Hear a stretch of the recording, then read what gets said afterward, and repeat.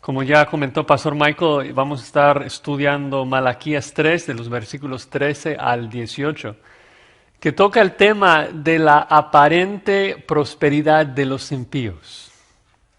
No sé si alguna vez en tu vida has sentido alguna envidia de la prosperidad de un incrédulo. Alguna vez si te has enojado que son los engañadores y estafadores que ganan más dinero que los honestos. Si alguna vez te has preguntado de por qué es de que los que odian a Dios tienen salud y riqueza, y mientras que los que buscamos servir a Dios a veces padecemos y sufrimos. Los falsos maestros son los que se jactan de tener dinero y salud, y los que queremos decir la verdad a veces sufrimos escasez y a veces duele, a veces codiciamos lo que el mundo tiene. No parece justo. Y nos preguntamos, ¿por qué es que Dios bendice a los malos y no a los justos? ¿Por qué es que ellos tienen salud? ¿No debe de haber una diferencia entre los que obedecen a Dios y los que no obedecen a Dios? A lo mejor suenan como preguntas muy básicas, incluso carnales, expresar ese tipo de pregunta. Pero sé que son preguntas comunes que todos nosotros tenemos porque son preguntas que la Biblia abarca en varios lugares, ¿no? Aún gente piadosa, gente madura en la fe, autores de la Biblia hablan de esas cosas. ¿Por qué prosperan los impíos y los justos no?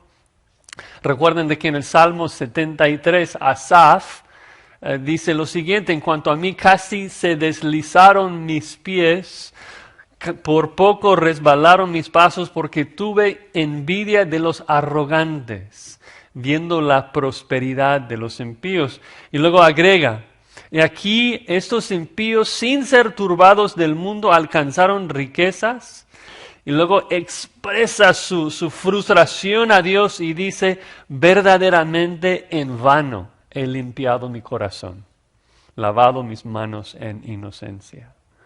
Entonces sabemos de que eso es un sentir común, difícil, aún entre cristianos maduros. Y la pregunta es, ¿cuál es la solución? ¿Cuál es la respuesta bíblica a la aparente prosperidad del impío? Vemos ahí en la tele de que a veces son los que se rebelan contra la policía, los que se rebelan en contra de la autoridad, que luego prosperan. Y Malaquías 3 nos va a dar la respuesta divina. Y vamos a ver dos respuestas muy distintas. Dos muy distintas respuestas frente a la aparente prosperidad del impío. Primero es quejarse contra Dios, que es la respuesta de Israel en su mayoría. Y la segunda respuesta es esperar en Dios. O vamos a quejarnos o vamos a esperar en Dios. Así que si tienen sus Biblias, vamos a leer el texto, Malaquías 3, 13 al 18. Así dice la palabra de Dios. Vuestras palabras contra mí han sido violentas, dice Jehová. Y dijisteis, ¿qué hemos hablado contra ti? Habéis dicho, por demás es servir a Dios. ¿Qué aprovecha que guardemos su ley y que andemos afligidos en presencia de Jehová de los ejércitos? Decimos pues ahora, bienaventurados son los soberbios, y los que hacen impiedad no solo son prosperados, sino que tentaron a Dios y escaparon. Entonces los que temían a Jehová hablaron, cada uno a su compañero, y Jehová escuchó y oyó. Y fue escrito el libro de memoria delante de él para los que temen a Jehová y para los que piensan en su nombre. Y serán para mí especial tesoro, ha dicho Jehová de los ejércitos, en el día en que yo actúe. Y los perdonaré como el hombre que perdona a su hijo que le sirve. Entonces os volveréis y discerniréis la diferencia entre el justo y el malo, entre el que sirve a Dios y el que no le sirve. Vamos a pedir la ayuda de Dios. Señor, somos orgullosos, somos pecadores y somos ciegos a tu verdad. Y solamente es por medio de de la regeneración de tu espíritu y la iluminación de tu espíritu, que podamos ver las bellezas de tu ley y tener la capacidad de obedecerla. Así que pedimos tu ayuda en esta tarde para que podamos comprenderte y alabarte y obedecerte, Señor. Para tu gloria lo pedimos. Amén. Entonces vamos a ver dos muy distintas respuestas frente a la aparente prosperidad del impío. Lo notaron seguramente en el texto, en los primeros 3 versículos, quejas, y luego en los últimos 3 versículos una esperanza en el actuar de Dios. Primero vamos a ver el primer punto, primera respuesta es quejarse contra Dios. Y vamos a ver 2 elementos de esa respuesta negativa. 2 elementos de la queja de los judíos. El primer elemento es de que la queja siempre nace de un corazón orgulloso. Veamos lo que dice el versículo 13. Dios comenta de que sus palabras habían sido violentas. ¿Cuáles son esas palabras violentas? Bueno, la palabra, según el diccionario hebreo, significa insolentes o fuertes. Y la verdad es que la ventaja de exponer todo un libro es de que entendemos lo que ha pasado en los primeros 3 capítulos. Y la verdad es que los israelitas han contradicho todo lo que Dios ha dicho en todo este libro. Si regresamos hacia el final para recordar un poco de lo que ha pasado, recuerdan en Malaquías 1:2, Dios afirma, yo os he amado. Y luego dijiste, ¿en qué nos amaste? Y luego un poco más tarde, dice en el versículo 6, de ¿dónde está mi honra? ¿Dónde está mi temor, oh sacerdotes que menospreciáis mi nombre? Y decís, ¿en qué hemos menospreciado tu nombre? Y luego en el 7, ¿no? Dice, ofrecéis sobre mi altar pan deshonrado o pan inmundo. Y dijiste, ¿en qué te hemos deshonrado? Y luego pasando a 2:17, otra negación. Dices, habéis hecho cansar a Jehová con esas palabras. Y decís, ¿en qué le hemos cansado? En que decís, cualquiera que hace mal agrada a Jehová y en los tales se complace, o si no, ¿dónde está el Dios de justicia? O sea, Dios acusando a Israel de su pecado y ellos insistiendo en su inocencia, diciendo, tú eres el culpable, tú eres el que nos ha abandonado. Y la verdad es que sigue así, ¿no? En el 3:7. Dios dice, volveos a mí. Y ellos dicen, más dijiste, ¿en qué hemos de volvernos nosotros? Y luego en el 3:8, ¿no? Dice, vosotros me habéis robado. Y dijiste, ¿en qué te hemos robado? O sea, una y otra vez su insolencia es persistente. Insisten de que ellos no son pecadores y que Dios es el culpable. Entonces cuando Dios dice en el 3:13, vuestras palabras contra mí han sido violentas, lo que esperamos escuchar de Israel es precisamente lo que dicen, que hemos hablado contra ti, otra negación, ¿no? De que ellos no quieren admitir de que son pecadores. Y algo interesante, creo que acá de manera muy clara, estamos viendo 400 años antes de la vida de Jesucristo, estamos viendo el nacimiento del fariseo del Nuevo Testamento. Obviamente hubo muchos tipos de legalistas antes de esto. Siempre ha habido legalistas, siempre ha habido gente tratando de ganar su camino al cielo. Pero aquí vemos un sabor muy exacto de lo que vamos a ver en el Nuevo Testamento, de judíos que estaban practicando la ley, pensando que estaban obedeciendo cuando sus corazones estaban lejos de Dios, pensando que ellos eran justos cuando los demás eran malos, pensando que ellos merecían prosperidad y bendición y los demás merecían juicio. O sea, lo vemos tan claramente acá. El nacimiento del fariseo del Nuevo Testamento, que hacían todos los ritos, hacían los sacrificios. Sabemos de que continuaban con los sacrificios porque Dios les dice en Malaquías 1, ojalá alguien cerrara las puertas del templo para que no continuaran alumbrando mi altar de balde, dice. Pero entendemos de que su servicio a Dios era ofensivo a Dios porque nacía de un corazón sumamente orgulloso, ¿no? Se creían superiores a los demás.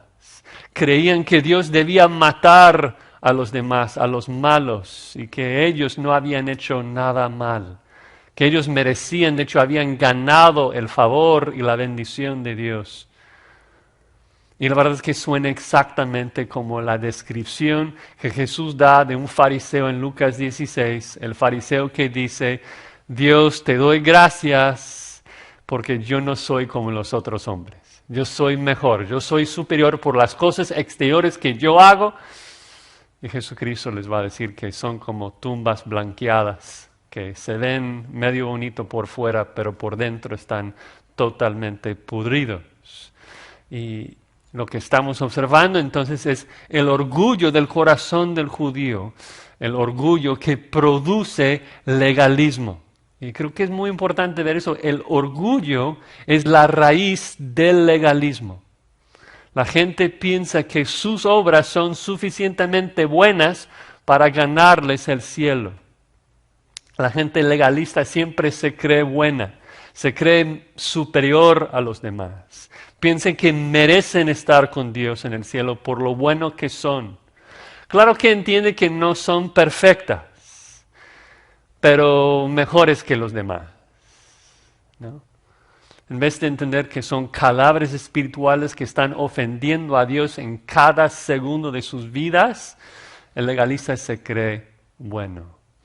Y obviamente, aunque el sabor del legalismo ha cambiado en los últimos 2000 años, pues lo mismo hoy. Nuestro mundo está tan lleno del orgullo y legalismo, así como vemos acá en Malaquías. La gente común y corriente se cree buena, ¿no? Ahora, ¿cuál es el problema con esto? ¿Cuál es el problema con el sentir de nuestro mundo? De hecho, el principal problema del hombre es de que no se cree tan buena como es y que debe tener más alta estima. ¿Cuál es el problema con esto? El problema es de que condena, mata. El legalismo mata porque es una falsa religión que comunica a la gente la idea de que ellos mismos pueden ganar el cielo. Pero ningún rito que hacemos puede ganarnos el cielo, solamente Cristo salva. Entonces, el primer paso para que alguien llegue a la salvación es que el Espíritu Santo les convenza de su pecado. El primer paso es que sea pobre de espíritu, que reconozca su bancarrota espiritual, que el Espíritu Santo le haga ver que es sucio y que necesita ser perdonado, necesita escaparse de la ira de Dios, del justo juicio de Dios que viene sobre los pecadores, que no merece el cielo, sino que merece el infierno, y es en este momento cuando acude a Dios para recibir perdón, y Dios le limpia, le perdone. Pero no es lo que vemos acá con Israel, sino que ellos insisten en su orgullo, insisten en su inocencia. Y obviamente el orgullo no permanece latente en el corazón. El orgullo brota y se comunica y lo llamamos queja, ¿no? Quejas. El fruto del orgullo siempre es la queja, ¿no? Porque la gente orgullosa cree que debe recibir prosperidad y bendición.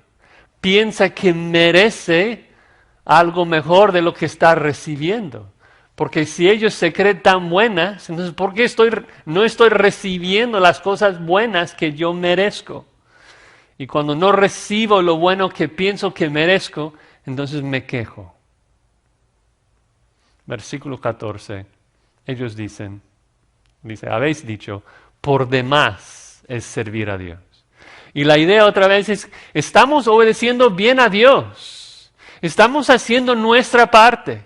Orgullosamente creen que han cumplido con su parte del pacto. Pero se quejan y dicen, pero no hacen ninguna diferencia. Literalmente es vano servir a Dios, es lo que dice. Y eso realmente revela su orgulloso corazón, porque muestra que no les interesa servir a Dios porque Él es digno. No les interesa servir a Dios porque aman a Dios o porque temen a Dios. Sirven a Dios por lo que ellos quieren recibir de Dios. De hecho, vean cómo continúa. ¿Qué aprovecha? ¿Qué aprovecha para nosotros? ¿Qué aprovecha que guardemos su ley y que andemos afligidos en presencia de Jehová de los ejércitos? ¿Qué ganamos nosotros por servir a Dios? ¿Qué beneficio hay si obedecemos su ley?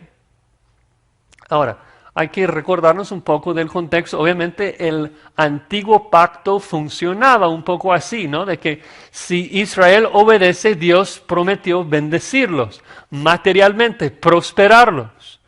Pero lo que estamos viendo entonces es de que el principal problema no está tanto en su entendimiento de la prosperidad que Dios prometía.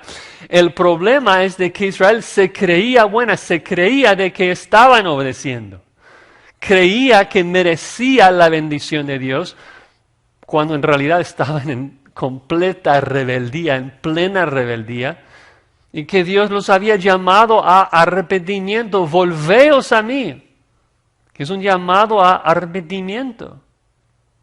Pero no quieren, su corazón estaba tan duro. Sí estaban afligiéndose, según dicen, pero no es una tristeza que según Dios, como Pablo describe, porque sabemos de que no fue un arrepentimiento genuino. Bueno, Pablo en 2 Corintios 7:10, un versículo muy clave para hablar del arrepentimiento, dice que la tristeza que según Dios produce arrepentimiento, produce un cambio de conducta. El punto es de que para que sea un arrepentimiento genuino, uno tiene que primero lamentar el pecado, o sea, tener tristeza que viene de Dios, un lamento que guía a la persona a pedir perdón de Dios y recibir su ayuda para cambiar su conducta. Entonces una tristeza, un lamento sobre el pecado que conduce a la persona a cambiar su vida. Si no hay un cambio de conducta, entonces Pablo dice que es un simple remordimiento que no va a producir ninguna salvación. Tiene que ser una tristeza que guía a un cambio de conducta. Ellos son como Esaú. En Hebreos 12 dice que él, deseando heredar la bendición, fue desechado y no hubo oportunidad para el arrepentimiento, aunque procuró la bendición con lágrimas. Está llorando porque quiere la bendición como Israel. Quiere ser prosperado, quiere la bendición. Está llorando tanto, lo quiere, pero lo que no hace es arrepentirse. Lo que no hace es rendir su vida a Dios, dejar el pecado y seguir a Dios.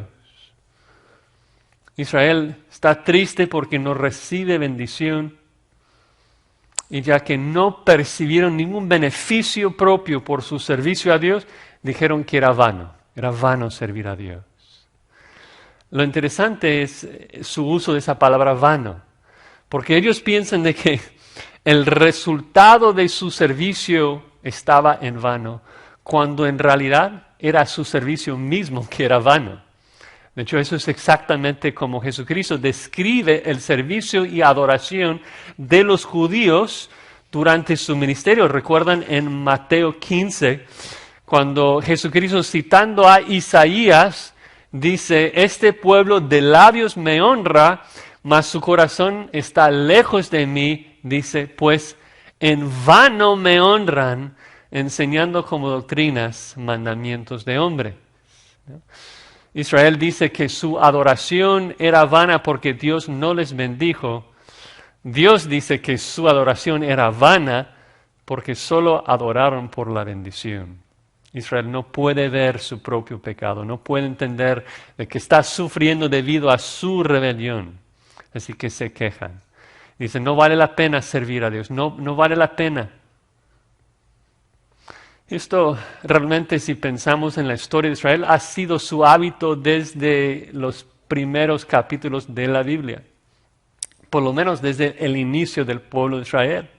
El hecho de quejarse, o en términos de Moisés, el hecho de murmurar contra Dios, ¿no? Vemos ahí en Éxodo, de que tan pronto Israel cruza el Mar Rojo, después de haber visto todos los milagros de las 10 plagas, están siendo guiados por Dios por una columna de fuego, milagros extraordinarios y tan visibles, tan objetivos. Y días después, cuando Dios no les da el agua que merecían, seguramente es lo que pensaron, dice que el pueblo murmuró contra Moisés. 2 capítulos más tarde, otra vez, dicen a Moisés, ¿por qué nos hiciste subir de Egipto para matarnos de sed? Luego, unos años después, se quejaron contra Moisés, contra Aarón, todos los hijos de Israel, y les dijo toda la multitud, ojalá muriéramos en la tierra de Egipto o en ese desierto, ojalá muriéramos. Queja más queja más queja. ¿Y por qué? Por un corazón orgulloso que creía que merecía mejor. Si soy tan bueno, ¿por qué estoy sufriendo? Y uno lee esto y dice, ¿cómo es posible que esos judíos pudieron ver esos milagros tan increíbles y no confiar? ¿Cómo es posible que ellos pudieran quejarse?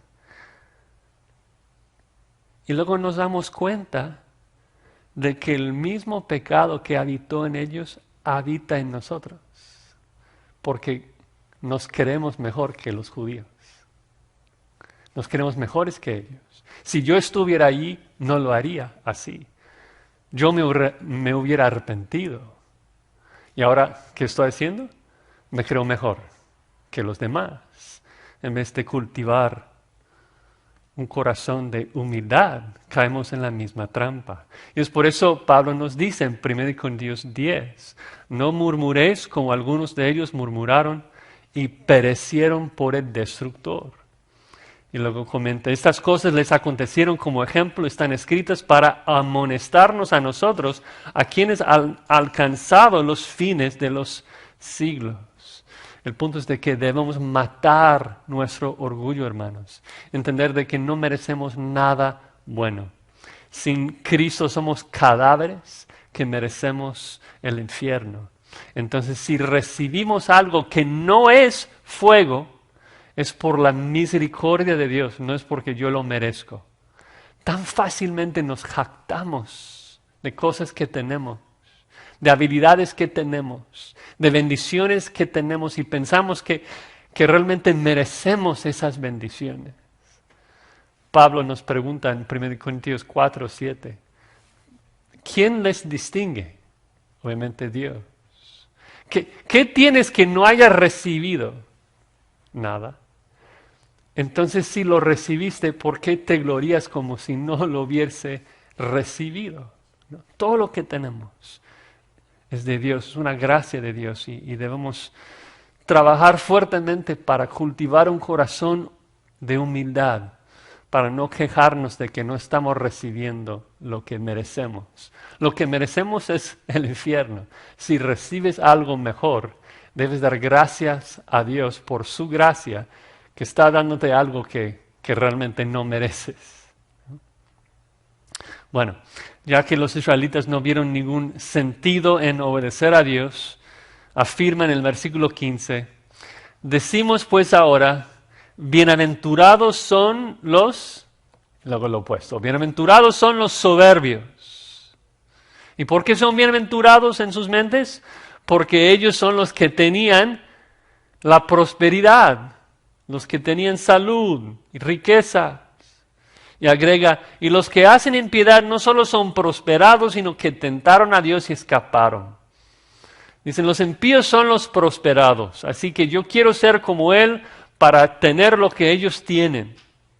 Es envidia puro y simple. Los soberbios son los felices, dice, los bienaventurados, los que tienen salud y riqueza.